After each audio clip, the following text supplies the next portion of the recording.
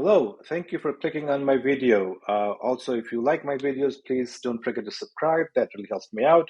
Also, leave comments if you want me to cover any particular topic or if you have any feedback.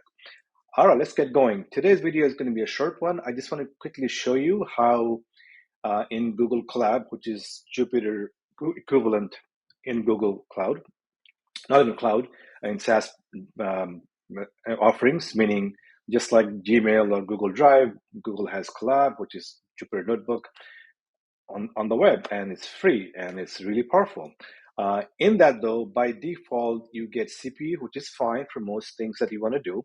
But in some cases, if you want a little bit more power, you can also use GPU for it. So I'm just going to show you how to do that. So here we have the main interface when you open a brand new Colab.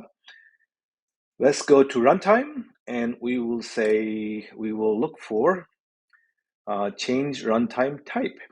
Click on that.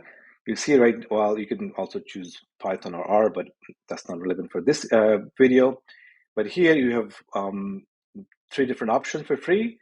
By default, you get CPU, but if you wanted to run this on GPU, you can click on that and save, and voila, you are running now on GPU in the background. So yeah, that's it really. Just wanted to give you an idea of how to do that way. In fact, it shows that right here. They have T4. Cool. And we can go back if you want. We can go change runtime, run type. And go to CPU, and here we are. So yeah, that's it. And I will see you in the next video.